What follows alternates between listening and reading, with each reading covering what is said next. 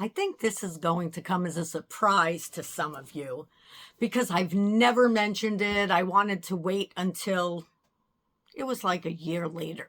So I worked for a Plato's Closets for about 3 weeks. And I want to share with you what I learned while I was there. So if you do bring things in, you really know what they're looking for, why they're turning you down, why they're taking certain things, because it completely changed the way that I thought about reselling, number one, and that I thought about what to bring in. And before I start, I just want you to know this video isn't about bashing or anything like that. It's just about giving you an inside look to things that it would be good to know and why the process goes the way it does from beginning to end, how it is on our end and how it is on your end. And when I say our end, I mean Plato's Closet when I was working there. So let's just get started. The first thing I want to talk about is what Plato's is actually trying to do. Plato's is not a donation center. They don't just want all of your clothing that you would normally bring for donations. They do accept certain things and they do deny certain things, but there are also different times that they do that. So let's talk about the number one thing that decides yes versus no. So the number one things that they're looking for is the clothing clean? Is it unstained? Is it not ripped? Is it laundered? Does it have hair on it? Does it have a spot on it? Does it just look dirty? Does it smell? This is how they're determining whether they're going to take your item or not from first look. If they see anything like that, it's getting thrown to the side and it's a no. So that is the first thing to definitely remember when you are bringing in things. Bring them sell ready so that they can just put them out on the hangers and sell them. A lot of Plato's will say that you need to bring your things laundered, soil-free, hair-free, odor-free, because like I said, many of the items go straight to the racks. So be very careful with that. Make it as if you're bringing it into a consignment shop, because that's kind of what you're doing. The only difference is you're getting paid up front, or you can get a store credit. So as a reseller, what I would take away from this, even if you're not going to Plato's Closet, is make sure your items are in that condition, because they are going to sell so much faster. Now, I do see resellers who sell high item luxury items with stains or spots, as long as they put it in their description. This is online, so you can do it, but when I try to do it with lower item things where there's a flaw and I put it in there, they rarely sell. And if they do, they sell very low. So in the 3 weeks that I worked there, what I noticed the most was that the no's were usually the condition that they were in before anything else. And sometimes people didn't even know it. So make sure you check out your items before buying them or before bringing them to Plato's Closet and before putting them online. The silent thing that you don't know about is that maybe they have too much of that one thing already. And if they do, they're not going to accept yours right now. And this part is important, because that doesn't mean that they won't accept it at another time. They may just be flooded with it, because when you see the floors of Plato's Closet, that's just the floors. The whole back is stocked with everything that they need by season, sometimes by name brand. It just depends on the store. So buying levels aren't just about quality. They're also about how much they have and what is in demand. Right? So if the racks are filled with the same item, they're really not going to sell all of them, if they're the same item, same style, same size range, they are not going to take them at that particular time.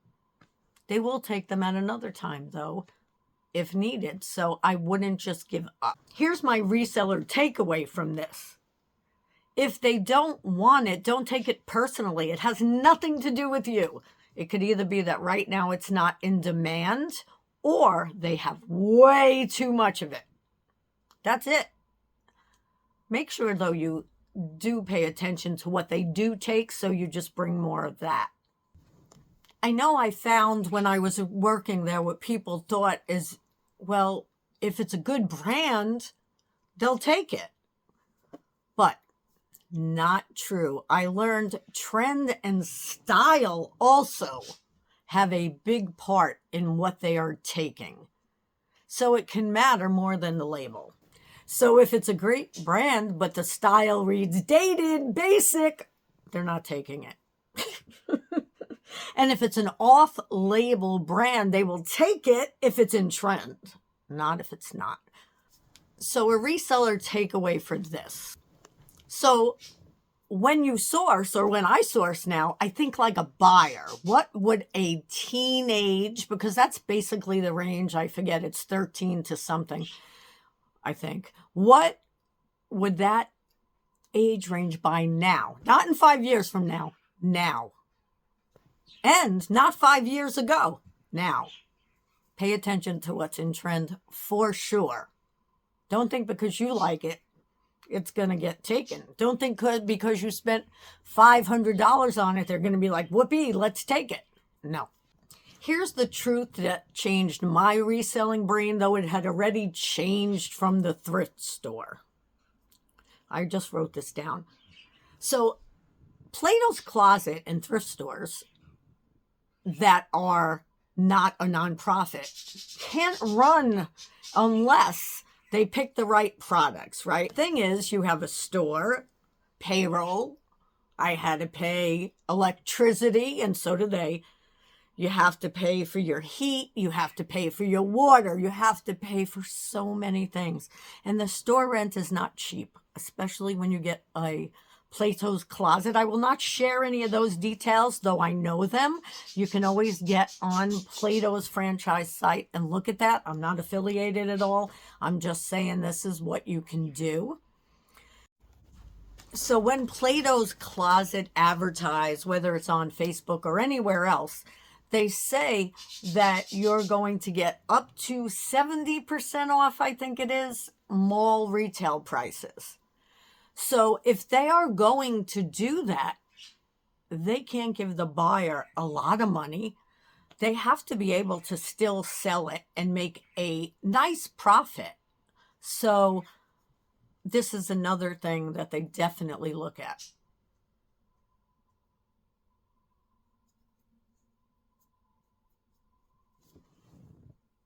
So their offer to a seller has to leave room for all those other things, for employees and overhead. Here's my seller's takeaway on that, my reseller's takeaway. And I wrote it down. If you're selling online and your items aren't moving, ask yourself, am I pricing like a store with constant walk-in traffic, or am I pricing like an online listing that needs search traffic and competition pricing? So after this is what I learned to do differently as a reseller. Not just to Plato's Closet, as a reseller in general. So if I could go back, I would have done this from the start, using what I learned. So as soon as I learned it, it took me a little while, but I started, of course, doing more of this. I would only source items that are clean, current, and ready to sell.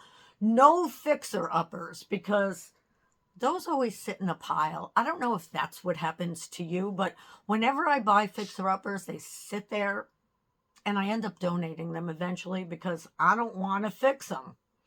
So do you buy fixer-uppers? And if you do you enjoy doing that? Some people love doing that. I don't. So I stopped buying items just because they're cheap, as I've said many a times, because that was my big mistake. I would track what's getting rejected and treat it like market research now. And that's what I do. That's why I'll know which things are selling more than others. And I build my closet around what sells fast, not what I personally like. Now, listen, I say that, but I still have so many things in my closet from before, and I'm slowly getting rid of those. If you haven't watched my other videos, I'm even going to be doing a big live either Friday or Saturday this week where I'm getting rid of things for $1 to $10 so that I just get rid of them. I'm going to be doing that on Facebook. So I have a unique challenge for you. Are you ready for it? So that's what I learned about Plato's Closet in my 3 weeks or so. It is not about them taking everything. It's not about you taking everything as a reseller. It's about what will sell quickly right now for their shopper. And online, it's what will sell quickly right now for your shopper. And if you don't know your shopper, get to know them.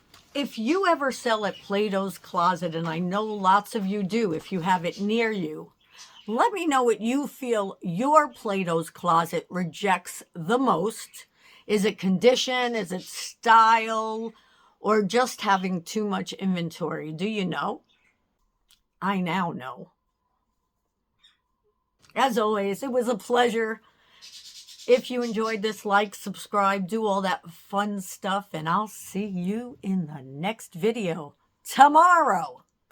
Anyway, if you did watch this, this was done on January 6th, 2026, and this was the information I had at this time. It might be different in a year or two from now. Have a good one. Thrifting is my happy place. How about you?